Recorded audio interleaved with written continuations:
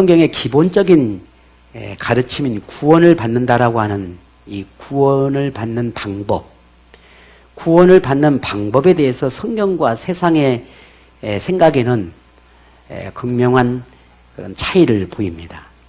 성경은 오직 예수 그리스도를 믿는 믿음만이 유일한 방법이다 라고 가르치지만 세상은 도덕적이고 윤리적인 삶에 대해서 말합니다.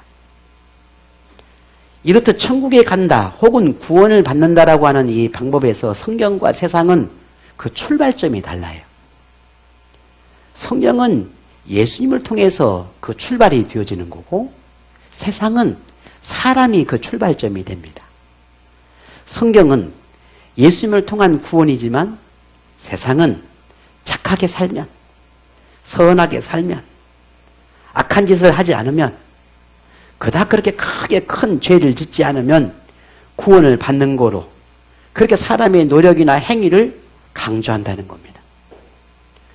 이런 강조하는 이런 사람들에게 천국은 착한 사람이 가는 곳, 선한 사람이 가는 곳이라고 그렇게 이해를 합니다. 그러나 성경은 그렇게 말하지 않아요. 성경이 말하는 천국은 세상에서 선을 쌓거나 혹은 덕을 실천한 그런 사람이 가는 곳이 아니라 예수를 믿는 사람, 예수님을 구주로 믿는 사람이 가는 곳이라 그렇게 가르치고 있다는 겁니다. 그러니 세상의 관점과 우리 성경의 관점은 분명한 차이가 있는 거예요. 만약에 선한 사람, 착한 사람이 천국에 간다고 한다면 그 기준이 무엇이 착하고 무엇이 선하고 어떻게 살아야 덕을 쌓는 것이고 어떻게 살아야 우리가 아름다운 삶을 사느냐는 거죠. 이게 모호한 기준이 있다는 말이죠. 그러나 분명하고 확실한 기준이 예수님께서 말씀하셔요. 나를 믿는 자라는 기준입니다. 내가 길이고 진리고 생명이라고 하는 걸 믿는 사람에게만 하나님의 나라를 허락한다라고 분명하고 확실한 기준을 제시했습니다. 그런데 믿음을 통한 구원에 대해서 예수님을 인정하지 않는 사람들이야 당연히 이런 방법에 대해서 받아들이지 않겠지만 그런데 종종 우리 그리스도인들 중에서도 이런 생각을 합니다. 믿기만 하면 된다고? 그래? 그럼 믿으면 되겠네? 그러면 믿음만 있으면 내 생활에 조금 어떻든 상관이 없다는 건가? 왜? 내가 마음으로 믿으면 되는 거니까. 내 생활이야 뭐 조금 뭐 어때? 믿기만 하면 되지. 믿는다고 하면 천국 간다며. 믿기만 하면 하나님의 나라에 간다며. 그래? 그러면 그렇게 천국 가기가 쉬운 거야? 믿습니다. 하면 끝나는 거야? 라고 생각하는 사람들이 생각보다 많다라는 거예요. 자, 그러면 이런 의문, 이런 생각이 성경이 가르치는 것과 합당한 건가? 맞는 건가라는 거예요. 그래서 오늘 본문을 통해서 이런 의문점들을 좀 더 우리가 해결해 보려고 합니다.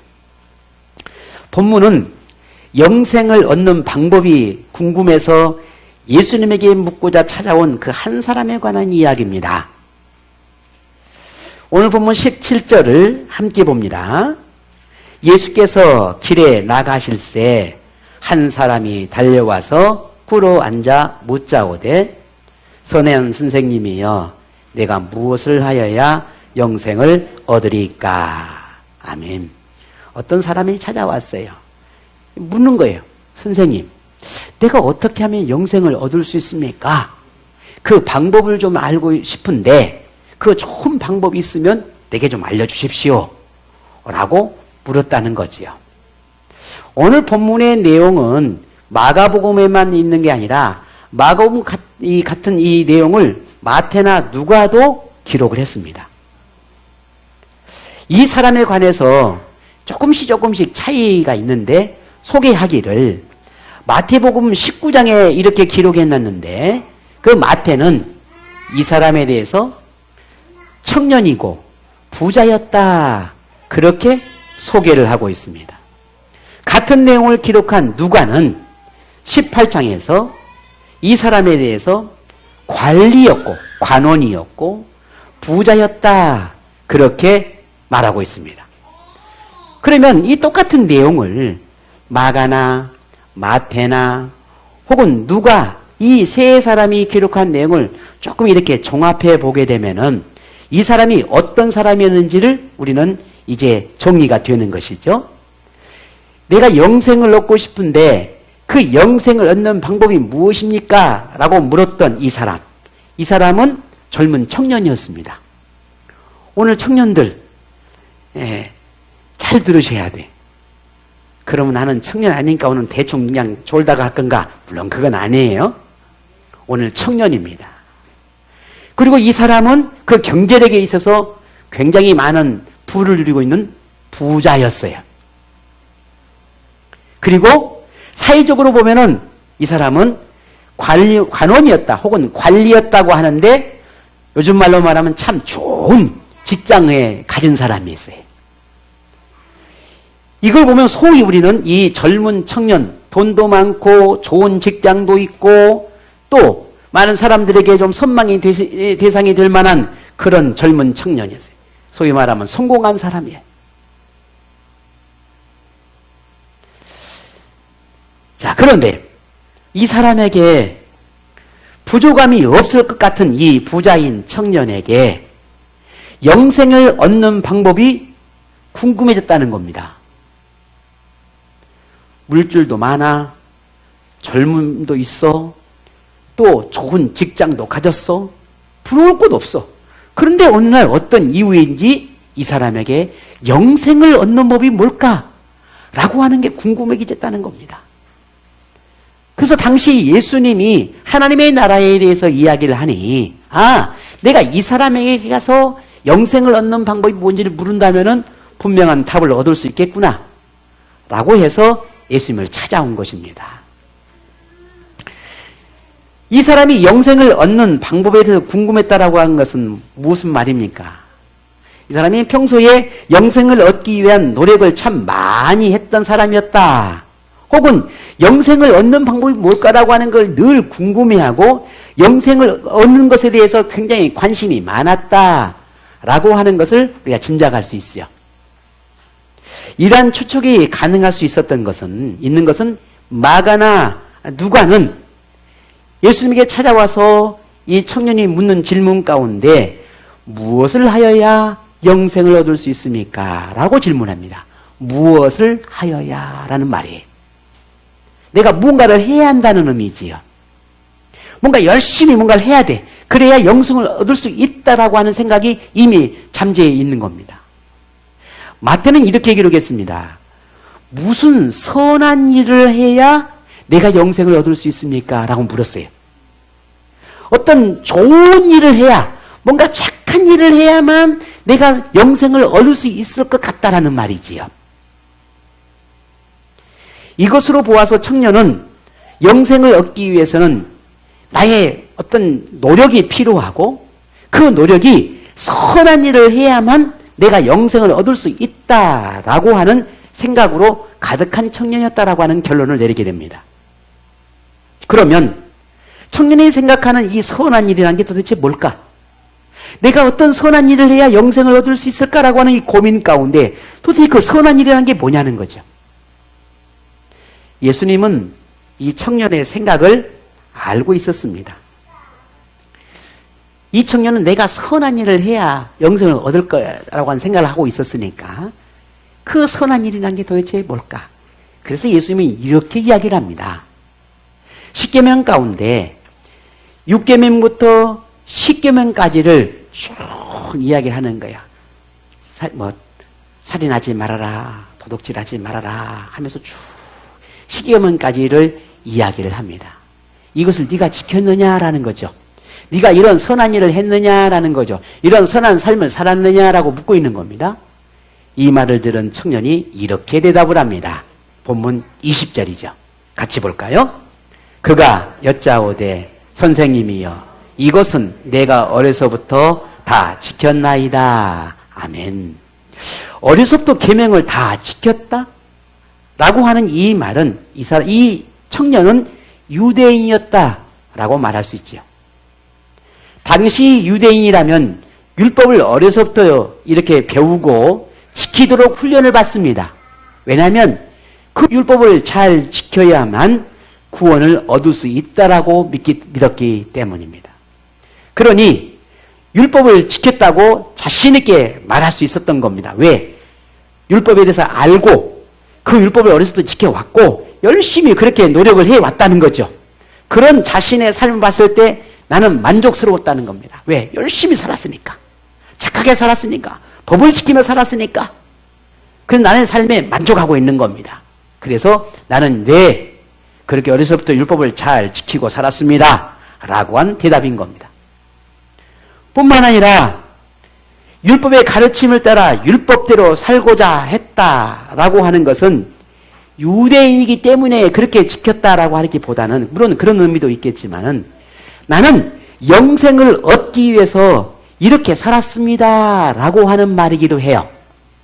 단순히 유대인이기 때문에 내가 율법을 잘 지켰습니다 그런 게 아니라 나는 평생에 늘 영생을 얻는 것에 대해서 굉장히 관심이 많은지라 이것을 반드시 지켜야만 영생을 얻은 줄로 알았으니 그만큼 나는 이 말씀을 철저하게 지키려고 왜? 영생을 얻기 위해서 그렇게 살았습니다 라고 하는 의미라고 할 수 있습니다.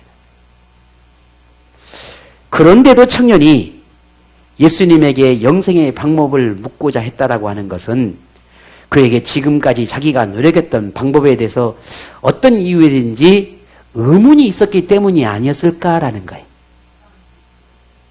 영생을 위해 율법을 지키는 생활이 전부일까 하는 그런 불안함이 있었는지도 모릅니다.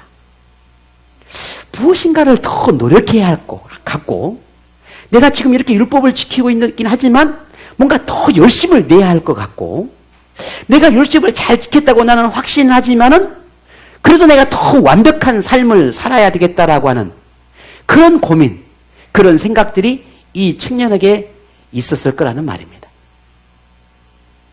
만일 자기의 노력이나 방법이 잘못되었다면은 영생을 얻을 수 없게 될 테니 그래서 청년은 선한 선생님이요 라고 말하며 예수님에게 혹시 다른 방법은 없을까요? 라고 묻고 싶었던 겁니다. 예수님은 영생에 관심이 참 많은 이 청년을 보면서 굉장히 인상 깊게 봤다라고 성경은 말하고 있습니다. 다만 인간의 노력으로 영생을 얻으려는 이 청년의 생각이 잘못되었다라고 하는 것을 알려주고 깨닫게 하기를 원하셨습니다. 영생을 얻는 방법이 청년이 생각하는 율법만 지키는 외적인 모습이 전부가 아니라는 걸 깨닫게 하고 싶었다는 말이죠. 그래서 오늘 말씀을 하십니다. 21절에 이렇게 답을 주십니다. 볼까요? 21절입니다. 예수께서 그를 보시고 사랑하사 이르시되 내가 아직도 한 가지 부족한 것이 있으니 가서 내게 있는 것을 다 팔아 가난한 자들에게 주라. 그리하면 하늘에서 보화가 내게 있으리라. 그리고 와서 나를 따르라 하시니. 아멘. 예수님은 청년을 이렇게 보시고 그에게 영생을 얻기 위해는 부족한 것이 한 가지 있다라고 그렇게 말을 한다는 거죠. 그 부족함이라는 것이 많은 물질을 가진 것이었다라고 말하고 있습니다. 물론 부자이기 때문에 영생을 얻을 수 없다라는 말이 아닙니다.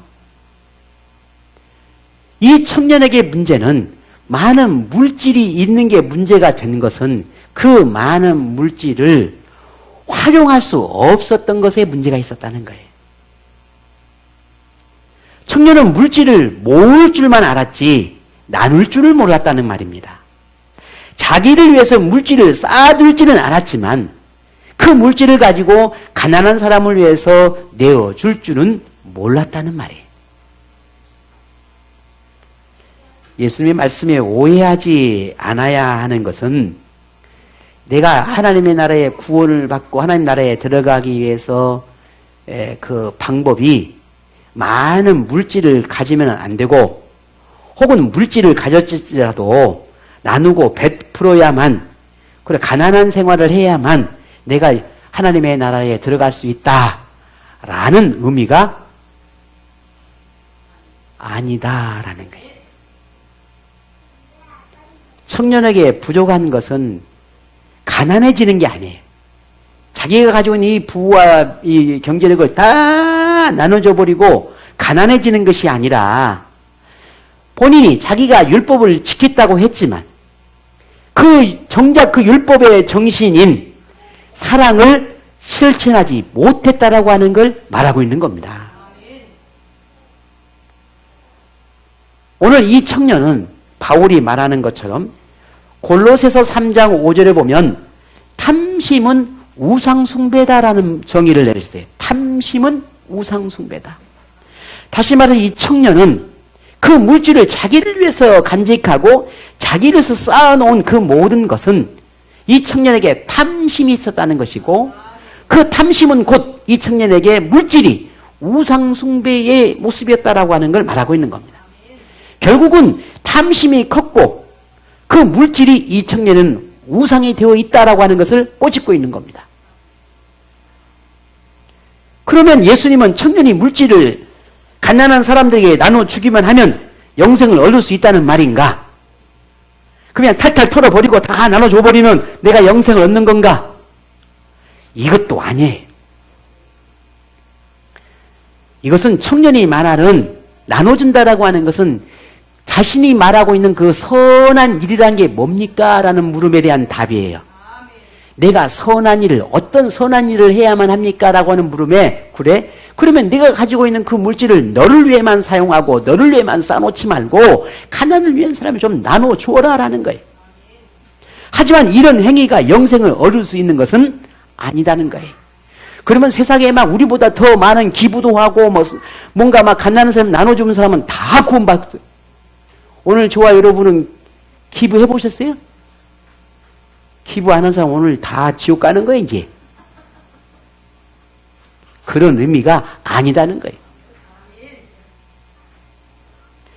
탐심을 버리는 것, 우상숭배로 여기는 이 물질을 내가 과감하게 버릴 수 있는 것, 더불어 예수님을 따르는 생활을 할 수 있어야 한다는 것이 예수님을 따르는 삶이 되어야만 영생을 얻는 비결이다라고 하는 것을 말하고 있는 겁니다. 그래서 이것을 예수님이 그리고 와서 나를 따르라 라고 하는 말로 이어지잖아요. 네가 가지고 있는 그 물질을 가난한 사람 나누어 줄 수 있어야 되고 뿐만 아니라 나를 따라야만 영생을 얻을 수 있다라고 말하고 있는 겁니다. 예수님을 따른다라고 하는 것은 예수님이 구주시라고 하는 걸 믿고 제자가 되어서 자신의 인생을 맡기는 삶을 산다는 걸 의미하는 겁니다. 예수님을 따른다라고 하는 것은 구원의 주체가 내게 구원을 주고 영생을 준다는 그 주체가 나의 노력이나 나의 그 어떤 것으로 얻어지는 것이 아니라 예수님께서 주시는 선물이라는 의미예요. 이게 구원이에요. 이런 청년의 태도를 비춰서 예수님이 제자들을 이렇게 부르시고는 예수님을 따른다, 제자의 삶을 산다는 게 무엇인지 아느냐? 내가 왜 부자 청년에게 나를 따르라 라고 했는지 너희들은 그 의미를 알겠느냐? 라고 하시면며 다음에 이렇게 말씀을 하셔요. 여러분 그 다음에 10장 29, 30절에 보면은 예수님이 제자들 향해서 이렇게 말씀을 하셨습니다. 제가 볼게요. 예수께서 이르시되 내가 진실로 너에게 이르노니 나와 복음을 위하여 집이나 형제나 자매나 어머니나 아버지나 자식이나 전토를 벌인 자는 현세에 있어 집과 형제와 자매와 어머니와 자식과 전토를 100배나 받되 박해를 겸하여 받고 내세에 영생을 받지 못할 자가 없느니라. 아멘. 내가 잃어야 내가 버려야 얻는다는 거예요. 그냥 하나님께서 내게 버리라고 하는 것은 이것을 포기하고 이것을 아무것도 없는 것처럼 취급하라는 것이 아니라 오히려 예수님을 위해서 내가 어떤 선택을 할 수 있겠냐고 묻고 있는 겁니다. 그럼 나의 선택이 옳은 선택을 하면 반대로 더 많은 것을 얻을 수 있다라고 말하는 거예요. 이게 역설적인 것이죠. 내가 버려야 얻는 거예요. 내가 가져야만 더 갖는 것이 아니라 내가 버려야만 얻는다는 거예요. 영생을 위해서 내가 무엇을 버릴 수 있겠냐고 묻고 있는 거예요. 그래야 네가 영생을 얻을 수 있다라고 말하는 거죠. 예수님을 따른다라고 하는 것은 영생을 위해서 내 것을 포기하고 내려놓는 용기 있는 결단이 필요하다라고 하는 것을 의미하는 말입니다. 이러한 결단력 있는 모습을 이 청년에게 요구하고 있습니다. 자, 그렇다면 청년은 자기가 그토록 궁금해한 영생을 얻기 위한 그 방법을 예수님에게 들었습니다.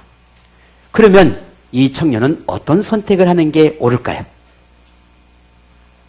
이 청년은 어떤 선택을 할까요? 어떤 선택을 했는지 보겠습니다.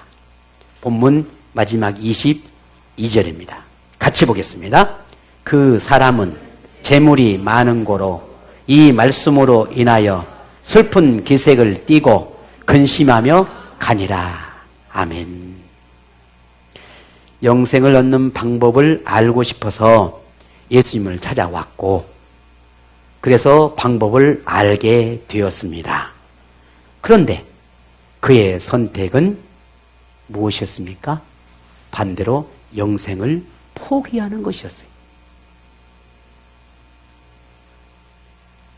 영생을 위해 물질을 버리라 라고 하는 것이 아니라 가난한 사람을 위해서 활용하라 했었습니다.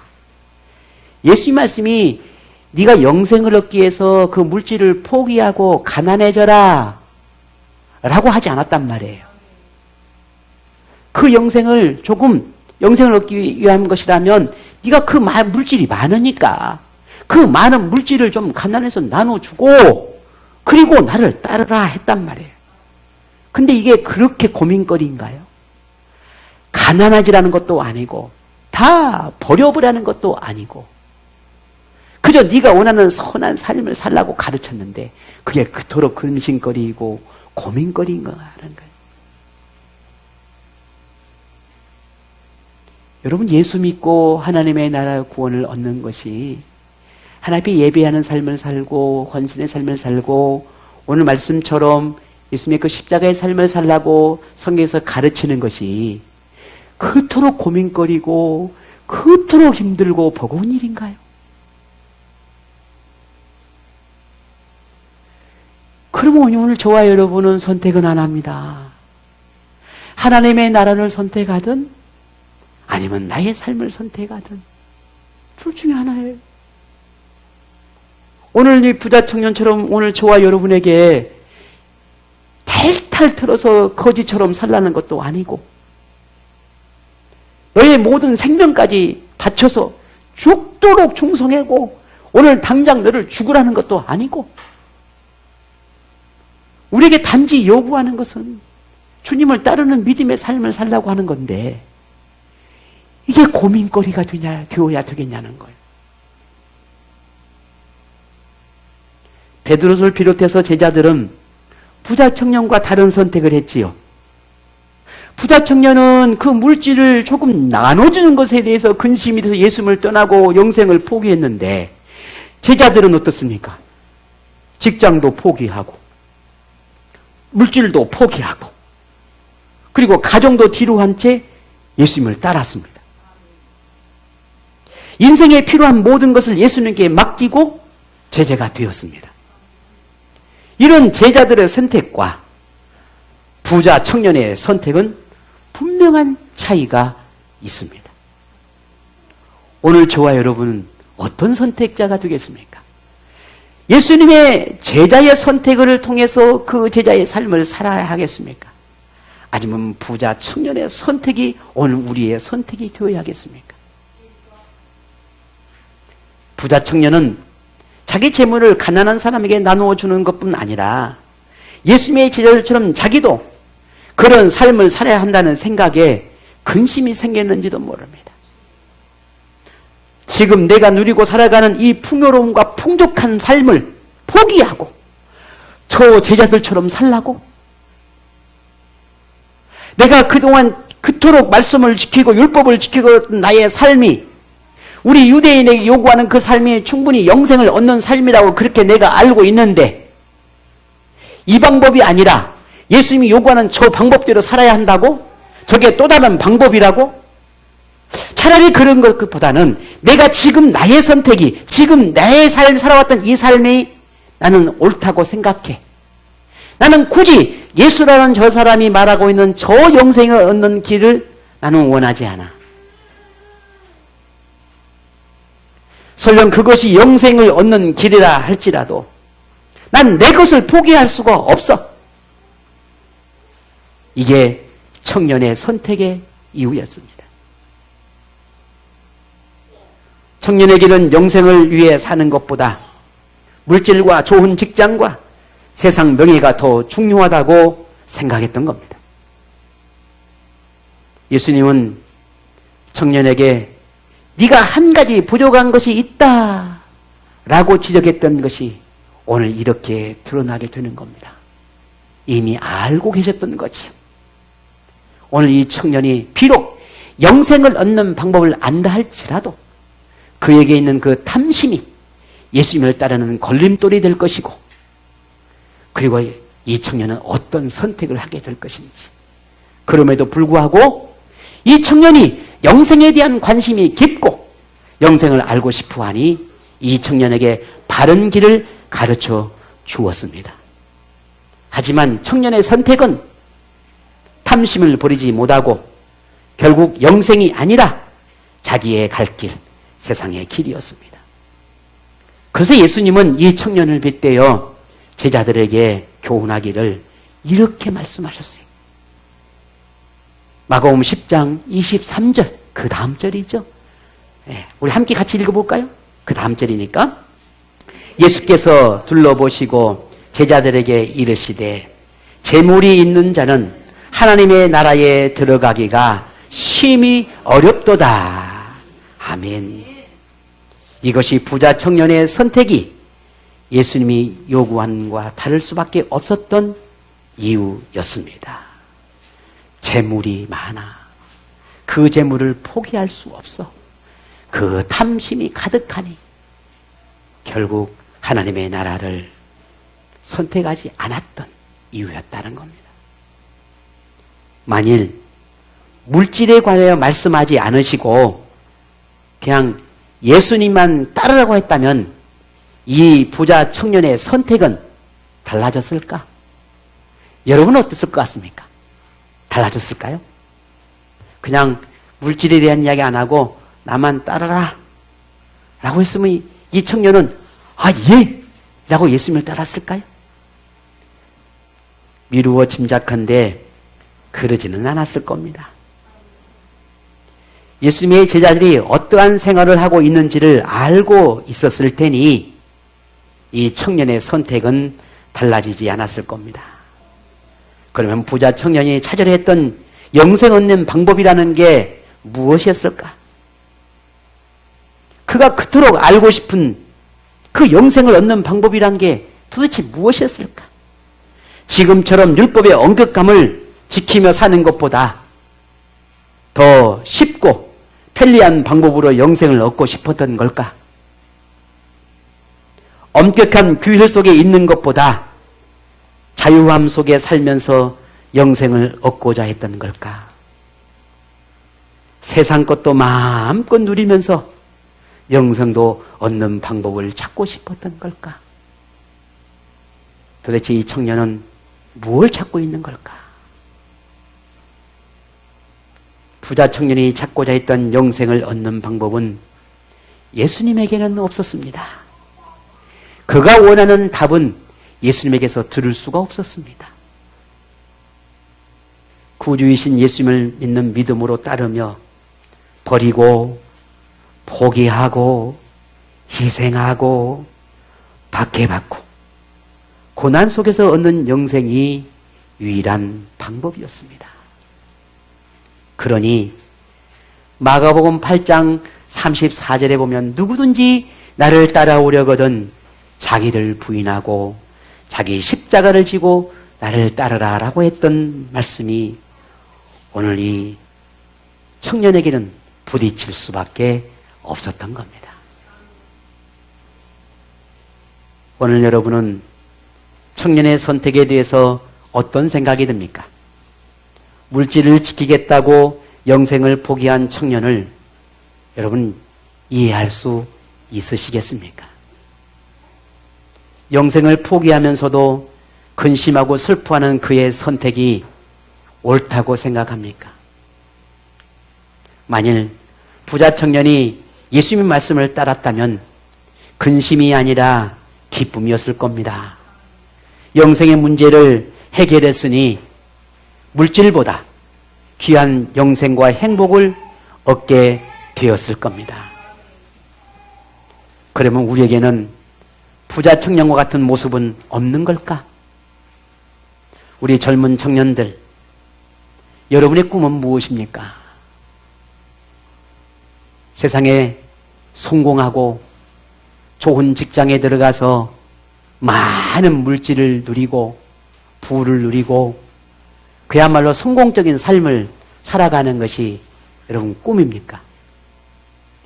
그래서 청년이 되어지면 교회도 멀리하고 하나님도 멀리하고 그저 물질과 성공을 위해서 달려가는 것이 그것이 청년인가요? 그 오늘 우리가 그리스도인입니까? 그래서 물질을 얻고 성공을 하고 부를 이루고 명성도 얻었다 하십시다. 거기에 만일 영생을 잃어버렸다면 하나님의 나라를 얻는 구원을 잃었다면 그 성공은 어떤 성공일까요? 오늘 우리 부모님들, 우리 자녀들이 진정으로 세상에 하나님의 자녀로 잘 되기를 바라고 성공적인 삶을 살기를 바란다면 우리 부모들은 바르게 가르쳐야 합니다. 바르게 지도해야 합니다. 너의 성공은 좋은 직장에 들어가고 좋은 대학에 들어가서 인정받고 그리고 내가 원하는 꿈을 이루고 그래서 많은 부와 명성을 얻고 보란듯이 세상에 살아가는 것이 나는 꿈꾸는 너를 향한 인생이다 라고 가르칠 것인지 아니면 나는 네가 하나님 안에서 하나님과 함께 하나님을 통하여 하나님으로 인하여 하나님에게서 받는 복과 은혜를 누리는 삶이라고 하는 걸 가르치는 것이 옳은 것인지 우리 부모들은 분명히 알아야 합니다. 내가 사랑하고 내가 아끼는 것만큼 내 목숨 모처럼 귀한 내 자녀인 만큼 바르게 가르치고 바르게 지도하는 것이 우리 부모의 역할입니다. 우리 흔히는 부모는 뭔가 부족하고 뭔가 좀 어리숙하고 조금 모자라도 우리 자녀들만큼은 더 아름다운 인생을 살고 더 멋진 삶을 살아가는 게 우리 부모의 마음 아닙니까? 그것이 무엇이냐는 거예요. 그것이 무엇인가? 하나님 안에 살아가는 삶입니다. 하나님을 붙드는 삶입니다. 많은 우리 청년들이 청소년기에 열심히 했던 청년들이 대학에 들어가고 직장에 들어가면 가장 먼저 포기한 게 신앙생활이 헌신하는 삶이에요. 우리 청년들이 다시 한번 생각하고 다시 고민해서 여러분의 인생을 다시 꿈꾸기를 바랍니다. 그래서 하나님 안에서 하나님을 통해서 이루어가는 꿈을 꾸십시오. 거기에서 성공을 바라보고 거기에서 아름다운 인생을 꿈꾸십시오. 오늘 부자 청년 같은 이런 선택이 되지 않도록 여러분의 인생을 다시 다듬어 가시기를 바랍니다. 하나님의 자녀로 산다는 것, 하나님의 제자로 산다는 것, 영생의 약속을 이루는 것에는 부자 청년이 생각하는 것처럼 편리하고 쉬운 방법은 없습니다. 영생을 얻는 방법이 그리 쉬웠다면 예수님이 고난받지도 모욕이나 업신여김을 받지도 않았을 겁니다. 물론 십자가에 죽지도 않았을 겁니다. 우리는 구원을 향하는 갈망도 있고 하나님 나라에 대한 소망도 있는 사람들입니다. 물론 우리 자녀들도 우리의 믿음처럼 그렇게 구원의 은혜를 누리며 살기를 바라는 그런 간절한 우리의 마음도 있잖아요. 그런 우리의 마음을 어떻게 우리 가족들과 우리의 자녀들과 나눌 수 있을까? 나눠야 하는 걸까? 어떻게 하면 이 믿음을 우리 아이들에게 온전하게 가르칠 수 있을까를 고민하고 기도해야 합니다. 예수님이 십자가로 이루신 은혜가 오늘 우리를 위한 것임을 우리는 믿습니다. 우리의 자녀들을 위한 것인 또한 믿습니다. 죄인의 죗값이 그리 싸지 않고 예수님이 자기의 생명으로 죗값을 치를 만큼 우리의 죗값이 크다는 것도 우리는 압니다. 그만큼 구원을 이루는데도 쉽고 편리한 방법이 없다는 것도 분명 우리는 압니다. 그런데 우리가 이것을 알고 있는 것과 우리 생활에 부자 청년과 다르지 않는 큰 괴리감도 있다는 걸 또한 알게 돼요. 이번 주 수요일부터 사순절이 시작됩니다. 죄인에게 영생을 주시기 위해 십자가에 죽기까지 예수님이 보여주신 그 모든 삶은 오롯이 저와 여러분을 구원하시기 위한 것이었다는 걸 우리 다시 한번 묵상하고 또 십자가를 지신 예수님을 뒤따르는 그런 제자의 모습으로 회복하고 거듭날 수 있는 그런 기회가 오늘 이 사순절 기회가 되었으면 좋겠다는 생각을 합니다. 예수님이 자기의 모든 생애를 죄인인 우리에게 생명을 주기 위해 희생과 헌신을 삶을 살았듯이 자신의 쉽고 편리함을 쫓는 것보다 고난의 길을 선택했듯이 그런 악함과 세상의 죄악과 싸웠듯이 오늘 우리도 쉽고 편리함을 쫓는 신앙이 아니라 조금 버겁고 힘겹더라도 믿음을 위한 선택, 하나님의 뜻을 위한 선택, 하나님의 은혜의 가치를 높이는 그런 선택을 망설이지 않는 오늘 저와 여러분이 되기를 원합니다. 하나님 나라의 그 꿈을 이루는 우리의 삶에 어떤 이유로든 망설임이나 근심거리가 아니라 당연하게 여기고 예수님을 따르는 삶을 살아내기 위한 결단력 있는 생활이 이번 사순절 기간 동안에 이루어지기를 원합니다. 부자 청년의 실수가 우리에게 없기를, 부자 청년의 고민이 우리에게는 없기를, 부자 청년의 우상이 우리에게는 없기를, 다만 예수님의 제자로 구원을 확실하게 이루어가는 하나님의 사람으로 약하지만 강하게, 부족하지만 채워가면서 넘어지더라도 일어서고 두려움보다는 우리가 담대함으로 세상과 그리고 우리 자신과 맞서는 하나님의 사람으로 살아내기를 바랍니다.